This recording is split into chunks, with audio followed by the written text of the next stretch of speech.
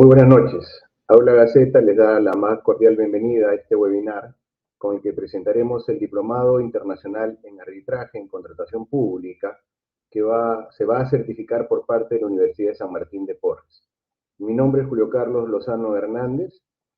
Soy el presidente del Centro de Investigación de la Facultad de Derecho de la Universidad de San Martín de Porres y además docente del presente diplomado. El mismo que seguidamente será presentado por parte de su director, el doctor Mario Castillo Freire, a quien seguidamente dejo en el uso de la palabra. Adelante, doctor Castillo Freire, por favor. Buenas noches. Muy buenas noches, doctor Lozano.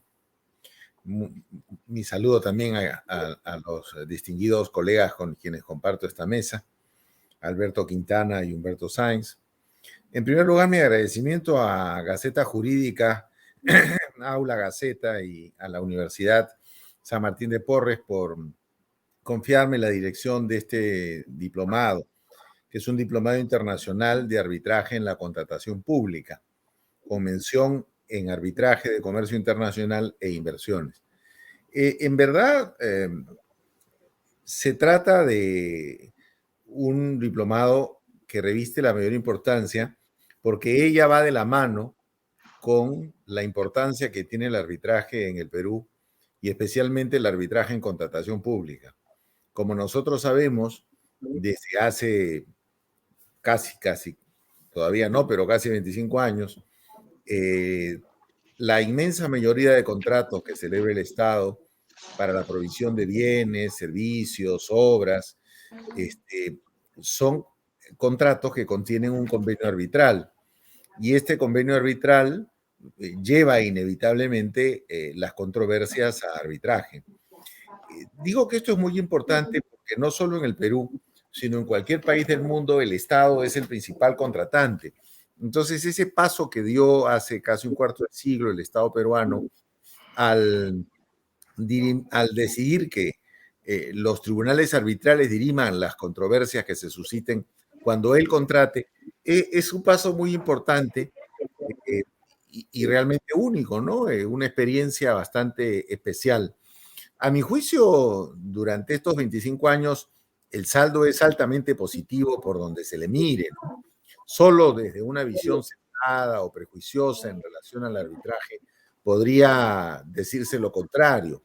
Creo que es un balance bastante positivo el de estos 24 años de arbitraje en materia de contratación pública.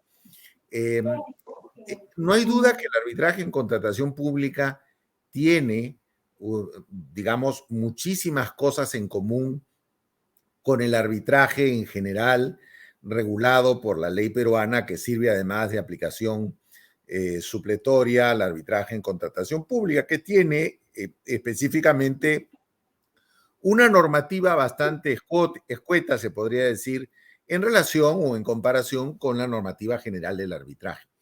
Sin embargo, el arbitraje en contratación pública es todo un mundo. En primer lugar, por su importancia porcentual.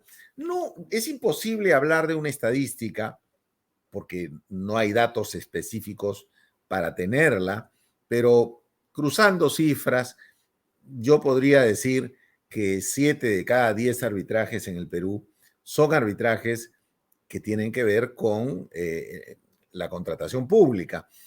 No necesariamente con la ley de contratación pública, podría ser con alguna otra ley, y también hay algunos otros arbitrajes que no siendo de contratación pública tienen que ver con el Estado, como es el caso de los arbitrajes en materia de expropiación, por ejemplo, ¿no? Y algunos otros. Es decir, el ámbito del arbitraje con el Estado es un ámbito muy grande.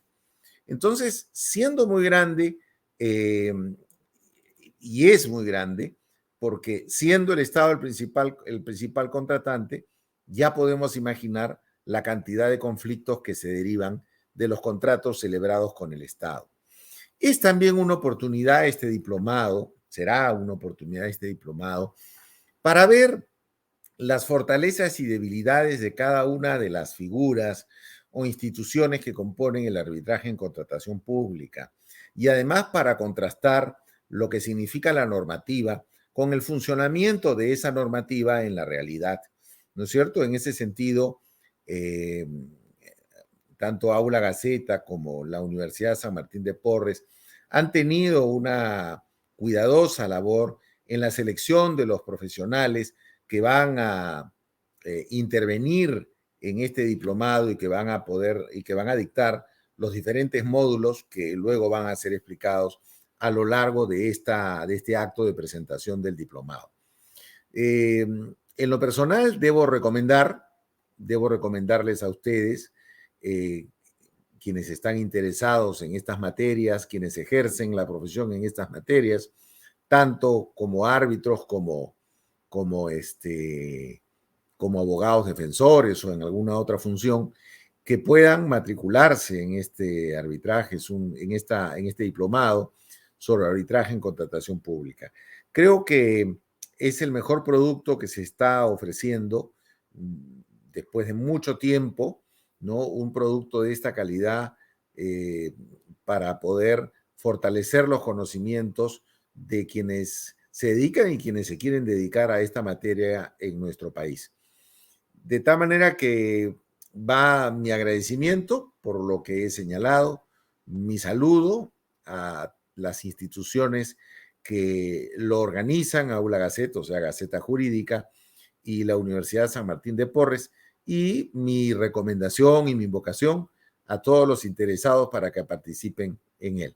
Debo decir, antes de terminar, lo que en la mañana conversaba con las personas de la editorial, que pido las disculpas del caso porque después de hacer uso de la palabra voy a tener que retirarme por un tema de orden familiar, así que me disculpen, pero no voy a poder continuar acompañándolos en el panel y a todos los amigos que nos están viendo por las redes sociales.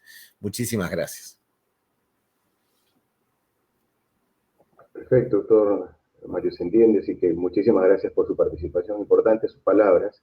Gracias. Y que lo despedimos muy cordialmente, esperamos tener unas sesiones siguientes en las clases. Muy bien, lo que corresponde es seguidamente que haga uso de la palabra el doctor Alberto Quintana Sánchez, quien nos hablará sobre la importancia y estructura del diplomado, ¿no? Por qué se han considerado los módulos y los temas que desarrollaremos durante el desarrollo de este importante diplomado. Doctor Quintana, por favor.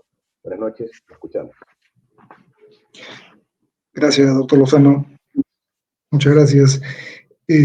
Bueno, empezar por mi agradecimiento a Aula Gaceta y a la Universidad San Martín de Porres al haberme encargado la diagramación, el diseño de este diplomado y establecer la estructura que se ha de seguir en el mismo.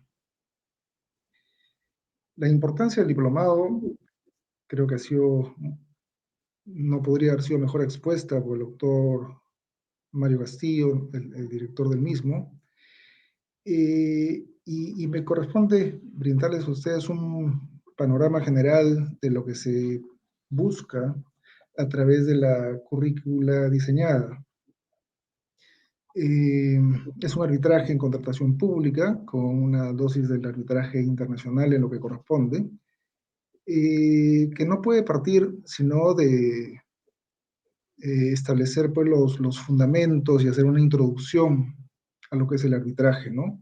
Pasando por los diversos tipos de arbitraje que existen, a un tema comparativo con otros mecanismos de solución de controversias, y para lo cual se ha diseñado un primer curso denominado la Introducción y Fundamentos del Arbitraje. No podía faltar, evidentemente, también el enfoque de lo que es la piedra angular del arbitraje, que no es otra cosa que el convenio arbitral, y establecer a partir de ello, además de conceptos, sus características, formalidades, posibles anomalías, patologías, la extensión del convenio arbitral, qué sucede cuando se da un arbitraje multipartes, etcétera. Un detalle muy rico que seguramente va a ser muy bien aprovechado por quienes participen en este diplomado.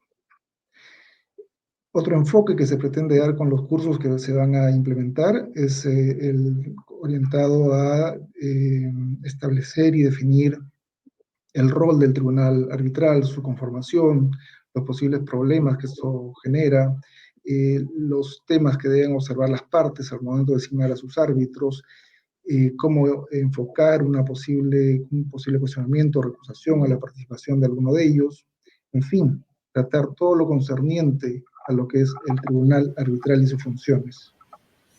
Y poco a poco ir entrando en materia de lo que es el arbitraje en contratación pública, hablando pues de sus características, hablando de los actores que participan en entidades públicas, el OCE, los tribunales arbitrales, las instituciones arbitrales, y otras partes que también tienen alguna injerencia en este tipo de controversias, como son, por ejemplo, la Contraloría General de la República, en lo que le competa, en fin, hablar de la contratación pública en la Ley de Contrataciones del Estado, y sin duda en otra normativa que también versa sobre esta materia, en materia de provocaciones, por ejemplo, en lo que son las APPs, en fin. Otra materia que se ha de desarrollar en este diplomado, muy importante por cierto, es el de las actuaciones que se dan durante el desarrollo del proceso arbitral, enfocándolas hacia un lado práctico que debe ser muy enfatizado por los docentes a cargo. El diplomado tiene por mayor orientación el impartir las experiencias de los docentes, compartir las experiencias de los participantes a efectos de aprender de ellas y establecer conclusiones y derivar de ello mejores prácticas, por supuesto. Y en esta labor se han de establecer sendos talleres que se van a llevar a cabo por parte de cada docente en determinados cursos. Así, por ejemplo, en el tema de actuaciones arbitrales, se ha previsto hacer un taller específico sobre reglas del proceso arbitral, a efectos de desmenuzar en el detalle necesario cuáles son las importantes y cómo se deben determinar estas y en qué momento se deben establecer y cómo se pueden modificar de ser el caso. Y por supuesto, como todo proceso, también se debe analizar la parte conclusiva del mismo, el laudo arbitral, todo lo que debe contener, qué enfoque se le debe dar, a quién está dirigido un laudo arbitral, no solamente es a las partes, sin duda también está dirigido a un posible juez que pueda validar sus requisitos de validez, a un posible juez que deba ejecutar los mandatos en el contenidos, en fin. El curso sobre laudos arbitrales también tiene un taller en el cual el docente impartirá todos los conocimientos prácticos que deriven en la redacción correcta de un laudo arbitral y también, por supuesto, en el análisis de lo que las partes pueden hacer respecto a este pronunciamiento, en los pedidos de rectificación, de interpretación, de corrección, a efectos de no confundir la naturaleza de los mismos con medios impugnativos que no correspondan. Y en esa misma línea, a cargo de un connotado especialista en la materia, también está el curso vinculado a lo que es la anulación y ejecución de laudos arbitrales. Y como no podía ser de otra forma, también está prevista la impartición del curso vinculado al arbitraje internacional, a cargo de eminentes expertos en la materia, presente uno de ellos acá, el doctor Humberto Sáenz Marinero. Les invito a participar de este curso. Ha sido diseñado pensando en la contratación pública nacional, pero no solamente en ella, sino en todos los ámbitos en los que el Estado es parte en materia arbitral, a nivel internacional y local, por supuesto. Sería lo que podría comentar, Julio, sobre este aspecto. Muchas gracias. Perfecto. Muchísimas gracias, doctor Quintana. Importantes sus aportes también. Siguiendo con el breve programa, me corresponde hacer una breve exposición sobre los temas que se me ha asignado a trabajar en este diplomado y que básicamente están referidos a medios probatorios, a la actuación probatoria, ¿no? Ofrecimiento, emisión de pruebas, actuación de medios probatorios. Como sabemos, la actividad probatoria constituye no solo la etapa más extensa de todo proceso, incluidos evidentemente los arbitrales, sino también aquella que recobra la mayor trascendencia al momento de resolver la controversia, cualquiera que ponga en consideración de los árbitros. Sin embargo, en muchos de los casos ocurre que con ánimo de otorgar, ¿no es cierto?, a las partes la mayor capacidad probatoria, para evitar una posterior invocación, una afectación a su derecho de defensa, que es muy usual. Los procesos a veces suelen prolongarse de manera importante, por lo cual creo que esto, la responsabilidad con la que se actúa en los medios probatorios y demás es fundamental. Pues la finalidad probatoria, la finalidad de la actividad probatoria es esencialmente histórica, ¿verdad? Pues se centra en la reconstrucción de hechos pasados.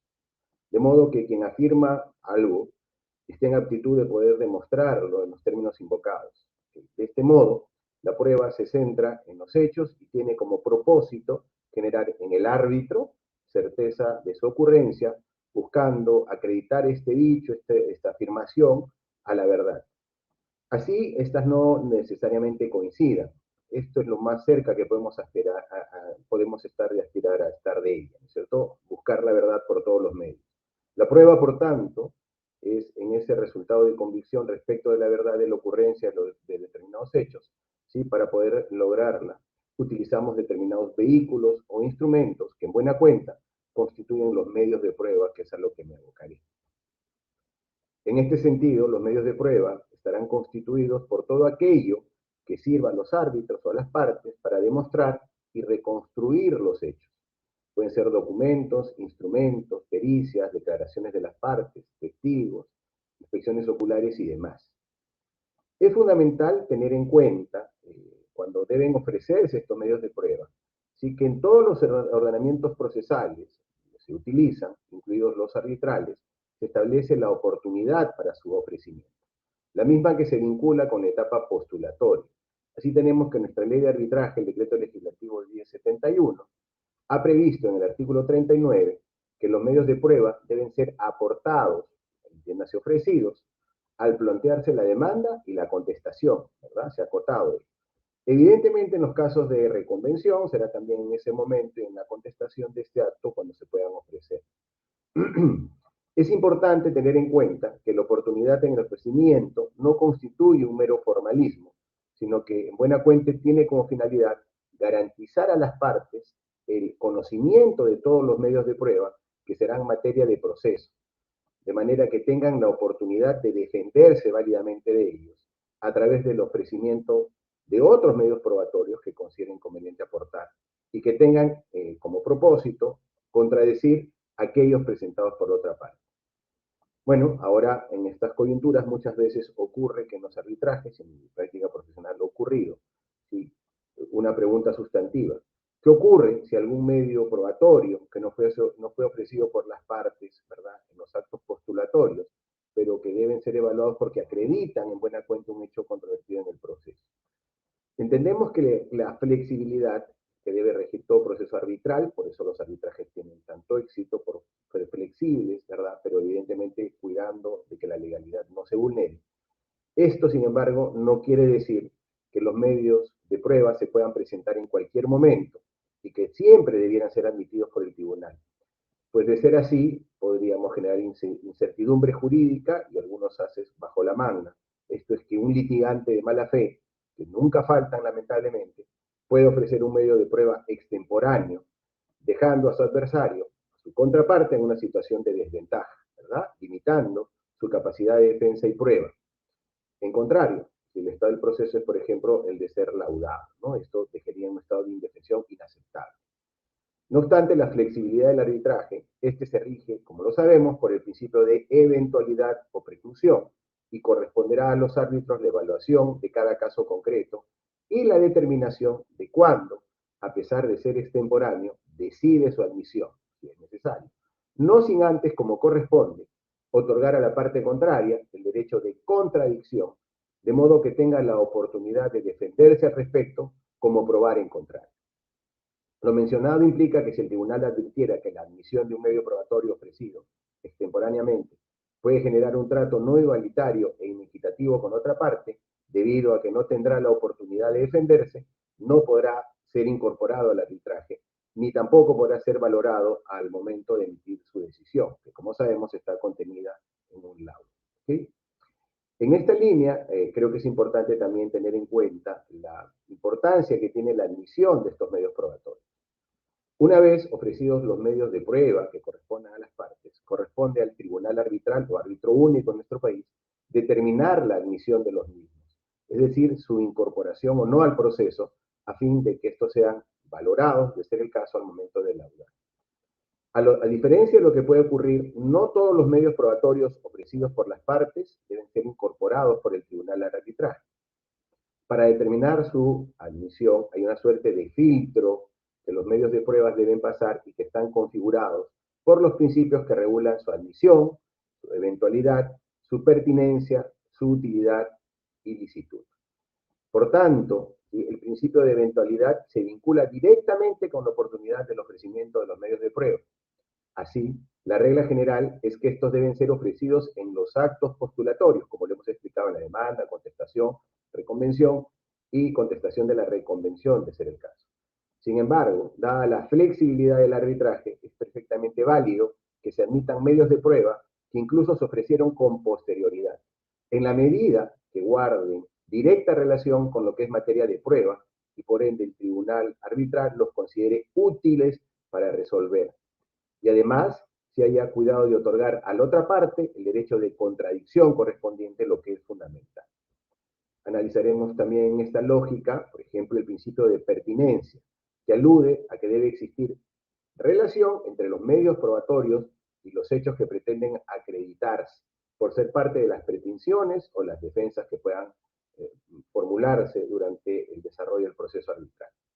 El principio de utilidad determina que resulta relevante para la admisión de un medio de prueba que, además de guardar relación con los hechos del proceso, estén destinados, por cierto, a demostrar aquellos que requieran serlo.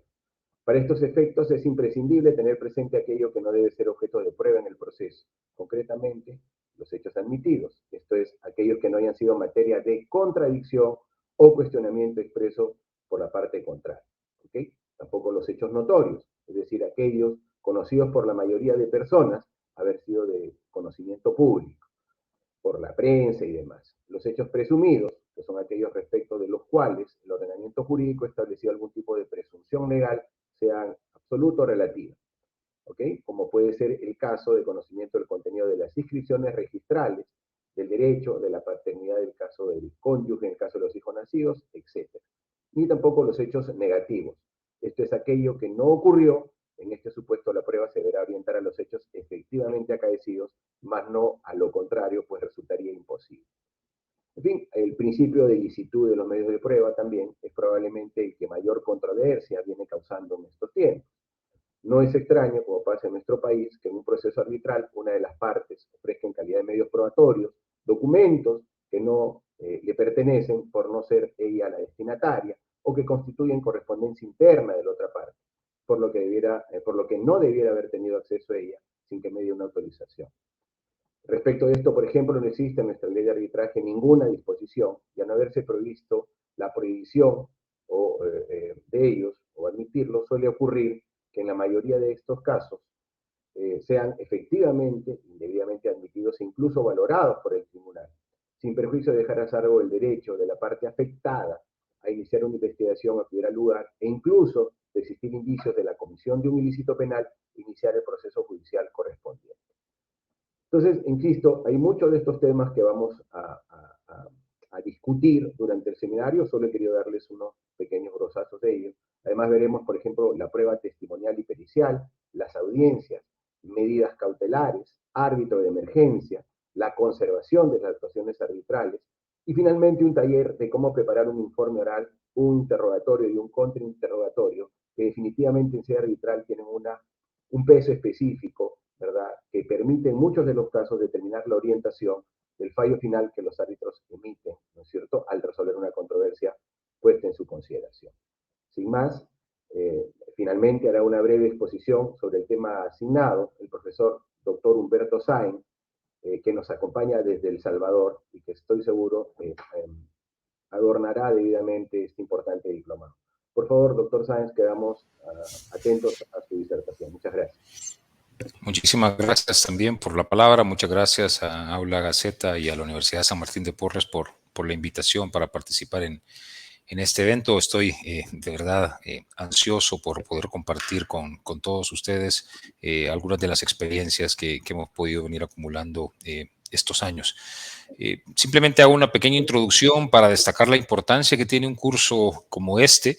Hace exactamente 22 años, en el año 2000, tuve la oportunidad de participar por mero accidente en mi primer proceso de arbitraje, que fue un proceso de arbitraje internacional justamente. En ese momento me correspondió representar a una parte ante la Asociación Americana de Arbitraje, cuya sede está en Nueva York, en un conflicto en materia de telecomunicaciones. Mi conocimiento en el año 2000 sobre el arbitraje en general y sobre el arbitraje internacional en particular era realmente inexistente. Más era un tema de intuición y del procesalismo y del aprendizaje corporativo que tenía en ese momento, el que posibilitó que iniciáramos ese arbitraje ante la Asociación Americana de Arbitraje, entidad que jamás había escuchado de qué se trataba. Hubo que empezar prácticamente de cero, a aprender qué era la Asociación Americana de Arbitraje, qué hacía una entidad como esa, qué decía su reglamento y empezar a empaparnos de algunas de las particularidades que esto tenía. Adquirir unos cuantos libros para empezar a entender qué era esto del mundo del arbitraje y sobre todo del arbitraje internacional. Con esa información muy mínima, preparar una demanda y estar listos para representar los intereses de nuestro cliente. Cuando estábamos listos, según nosotros, hicimos un contacto directo a la Asociación Americana de Arbitraje, haciéndole notar que queríamos presentar una demanda, que nos proporcionara la dirección física donde podíamos nosotros presentar la demanda y que estaríamos llegando los próximos días. La respuesta que nos dieron fue que no necesitábamos llegar físicamente, que bastaba con que mandáramos nuestra demanda por un courier de DHL, FedEx o lo que fuera, y obviamente dentro de la ortodoxia que en aquel momento teníamos para manejar un arbitraje, no comprendíamos cómo en un proceso de tanta envergadura la Asociación Americana de Arbitraje, que para entonces medio entendíamos era una entidad muy importante y de mucho prestigio en el arbitraje internacional, pudiera estarnos diciendo que teníamos que presentar o remitir una demanda a través de una mensajería. No lo hicimos así y creo que en la historia de la Asociación Americana de Arbitraje hemos sido los únicos que hemos presentado físicamente una demanda ante la Asociación Americana de Arbitraje. Pedimos una reunión, nos atendieron, la reunión duró 1 minuto y medio y ahí quedó nuestro caso ya interpuesto ante la asociación. ¿Por qué cuento esto? Bueno, pues cuento esto simple y sencillamente porque eso, ahora lo reconozco así, lo hicimos desde una total y absoluta ignorancia de lo que era el arbitraje y de lo que era el arbitraje internacional. Y por eso es que oportunidades como esta, cursos como este, en donde ustedes tienen la oportunidad de nutrirse de la experiencia de muchas personas que conocen del mundo del arbitraje a nivel doméstico y a nivel internacional y lograr todo esto en un poco tiempo, en relativo poco tiempo, en unos pocos meses, me parece que es algo que debe aprovecharse de sobremanera. Ojalá hubiese tenido yo esa oportunidad en aquel momento de tener un aprendizaje como el que se les ofrece ahora a ustedes a través de este diplomado. Tocó aprender sobre la marcha, tocó aprender un poco a la fuerza, con algunas cosas que salieron bien y con muchas otras cosas que salieron mal en el mundo del arbitraje. Esa experiencia que les comento nos llevó a desarrollar algunos otros casos siempre en materia de telecomunicaciones. Seguramente en el Perú será muy parecido. La industria de las telecomunicaciones es una industria relativamente conflictiva. Hay muchas disputas en materia de telecomunicaciones y esas otras disputas también generaron procesos de arbitraje internacional en los cuales, adquiriendo cada vez un poquito más de experiencia, pudimos irnos adentrando en este mundo.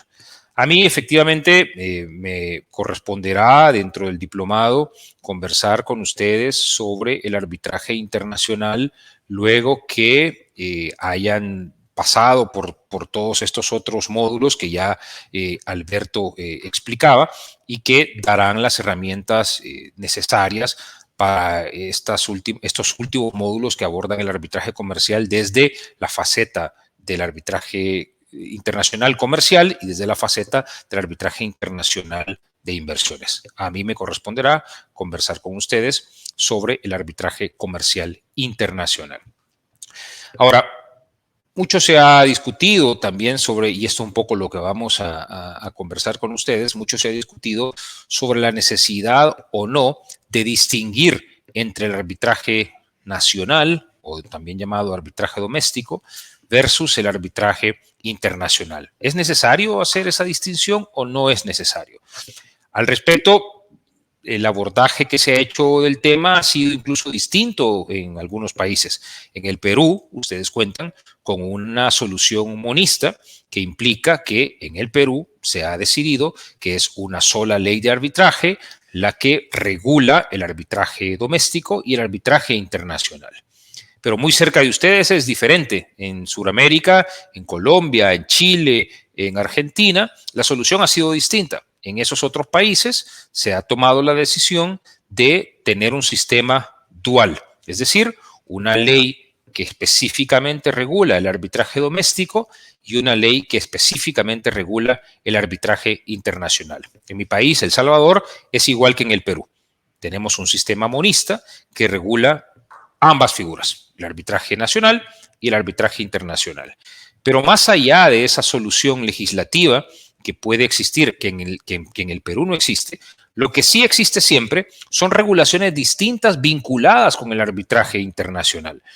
Y esas regulaciones distintas pueden ir desde la ley misma.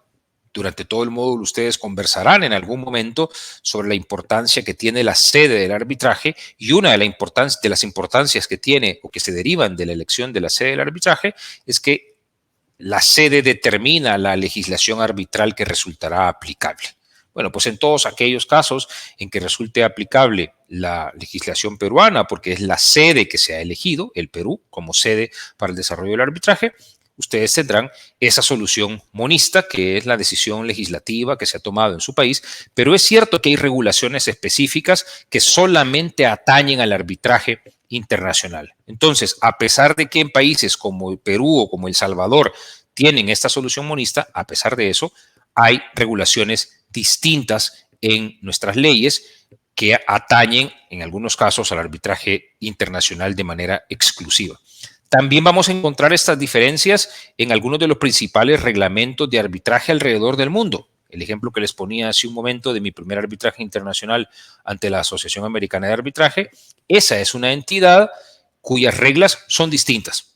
Tiene unas reglas que aplican al arbitraje doméstico y tiene unas reglas que aplican al arbitraje internacional. Y posiblemente podrán estarse preguntando, pero ¿cuáles son esas reglas distintas? ¿En dónde encontramos esas diferencias?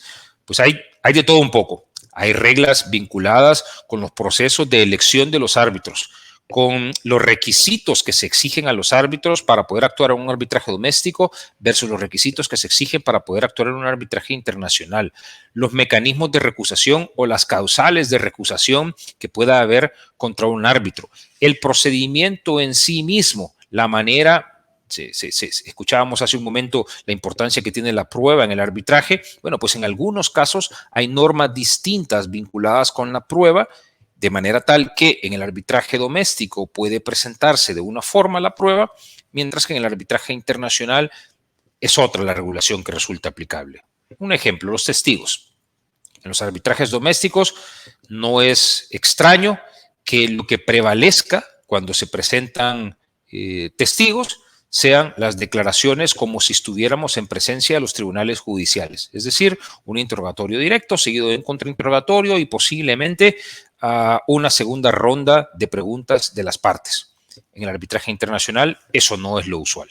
En el arbitraje internacional lo usual es que las partes presenten una declaración por escrito de los testigos y esa declaración por escrito sustituye al interrogatorio directo, de manera tal que los testigos, cuando llegan a la audiencia, ya no se sujetan a un interrogatorio directo, sino que solamente llegan a un contrainterrogatorio. Esas diferencias no son menores, no son diferencias sutiles, son diferencias importantes, y por eso es que es importante también entender cuándo es que vamos a estar en presencia de un arbitraje internacional. Porque se oye fácil, se oye sencillo decir un arbitraje internacional, pero la siguiente pregunta, que es algo de lo que hablaremos en nuestro módulo, es, muy bien, y si están estas diferencias, si hay leyes distintas para el arbitraje nacional o internacional, si hay regulaciones diferentes, incluso en los sistemas monistas, si hay regulaciones diferentes en los centros de arbitraje, ojo, si hay jurisprudencia distinta, nuestros tribunales judiciales también han visto de manera diferente a los arbitrajes domésticos de los arbitrajes internacionales en aquellos pocos casos en que los tribunales judiciales tienen algún rol en el proceso arbitral. Bueno, pues si existen todas estas diferencias, ¿cuándo es que vamos a estar en presencia de uno y del otro? Y al respecto, conversaremos sobre las 3 distintas aproximaciones que existen. Hay una primera aproximación que yo catalogaría de una aproximación objetiva porque va al objeto de la disputa y lo que analiza es qué están discutiendo las partes. Y si lo que están discutiendo las partes tiene alguna trascendencia en el comercio internacional, entonces eso se cataloga como un arbitraje internacional. Hay otra aproximación que yo diría que es una aproximación formalista o procesalista, porque va más en función de distintos elementos procesales del arbitraje para identificar si estos elementos procesales tienen algún nivel de extranjería o de internacionalidad y en función de eso decir si ese es un arbitraje internacional o no. Por ejemplo, si la sede del arbitraje es distinta a el domicilio de las partes, si las partes tienen sus domicilios en lugares diferentes, si el objeto de la disputa está ubicado en un lugar diferente al domicilio de las partes. Entonces va analizando diferentes elementos para identificar si ese elemento tiene algún nivel de internacionalidad y en función de eso concluir que se trata de un arbitraje internacional. Y una tercera aproximación que yo denominaría una aproximación subjetiva, que lo que dice es que más bien es esto en función de las partes y de lo que las partes quieran para su disputa y en alguna medida permite que sean las partes las que decidan si estamos en presencia de un arbitraje internacional o de un arbitraje doméstico. Claro, estoy planteando esto de manera muy general, pero la idea es que en el módulo, cuando conversemos con ustedes, podamos adentrarnos a cada una de estas aproximaciones, desgranarlas, identificar cuál es la solución que en el caso peruano se ha previsto. Sabemos que que la legislación peruana sigue muy de cerca las recomendaciones de la ley modelo de UNCITRAL, pero trataremos de identificar si es cierto o no es cierto que la sigue, en este tema en particular, la sigue plenamente, o si hay algunas diferencias que deberemos tomar en cuenta a la hora de tratar de identificar cuándo es que una disputa bajo la ley de arbitraje peruana puede considerarse como internacional. Pero como estaremos hablando también de internacionalidad, desde luego que mi idea será no limitarnos de manera exclusiva y excluyente a la legislación peruana, sino hacer algunos ejercicios que también pasen por análisis de derecho comparado, algunos ejercicios que también pasen por análisis de jurisprudencia no necesariamente peruana, pero que nos dará una idea de cuál ha estado siendo el tratamiento que se le da al arbitraje internacional. Y por último, un elemento sumamente importante en el arbitraje y que también tiene mucha vinculación con la naturaleza internacional o doméstica de la disputa: el laudo, la decisión final. No será lo mismo un laudo que ha sido pronunciado en un arbitraje internacional que un laudo que ha sido pronunciado en un arbitraje doméstico. Conversaremos un poco, porque entiendo que en otros módulos también se tocará el asunto, pero conversaremos un poco sobre las convenciones internacionales, las más importantes de ellas en materia de arbitraje, sobre todo en Latinoamérica: la Convención de Nueva York y la Convención de Panamá. Pues bien, estas convenciones internacionales de las cuales Perú es parte hacen referencia a los arbitrajes internacionales y hacen referencia a los laudos dictados en estos arbitrajes internacionales y establecen cuáles son los casos en que queda cubierto por esta protección internacional que en realidad dan las convenciones y cuáles son los únicos casos en que decisiones adoptadas en estos arbitrajes no van a ser reconocidas u homologadas o ejecutadas en el estado en donde se pretende ejecutar la decisión, en donde se pretende ejecutar el auto. Pues bien, todo esto, así de manera resumida, es lo que estaremos conversando en el módulo que a nosotros corresponde. De nuevo, yo los invito a que participen de una oportunidad tan excelente como esta, y entiendo que todos ustedes están interesados en aprender o seguir aprendiendo ya del arbitraje internacional, aquellos que ya han comenzado a practicarlo, y esta es una oportunidad excelente para que adquieran más conocimientos para que se nutran de la experiencia de todas las personas que van a estar participando dentro de la planilla de profesores en el diplomado. Así que yo me quedo hasta ahí. Muchísimas gracias y espero poder conocerles más adelante. Perfecto, doctor Humberto Sáenz, muy importante sus apreciaciones, sus puntos de vista, y son las ventajas que justamente la tecnología nos brinda, ¿no? Es decir, usted está en El Salvador y muchos de los ponentes, que en realidad revisaba la lista de profesores del curso, y quiero en buena cuenta hacer notar a quienes amablemente nos acompañan hoy que tendremos profesores de la calidad del doctor Mayo Castillo Freire, del doctor César Guzmán Barrón, de Paolo del Águila, de Fabiola Paulet, de Alfredo Soria, ¿no? De Juan Alberto Quintana Sánchez, de Alberto Montezuma, ¿verdad? En fin, de Julio Wong, de Manuel García Noriega, de Gonzalo García Calderón, todas personas muy reputadas, conocedoras en el medio local, y además vamos a contar con su importante participación del doctor Humberto Sáenz, que ha tenido la amabilidad de acompañarnos hoy, y del doctor Roque Caivano desde Argentina, lo que en realidad permite este tipo de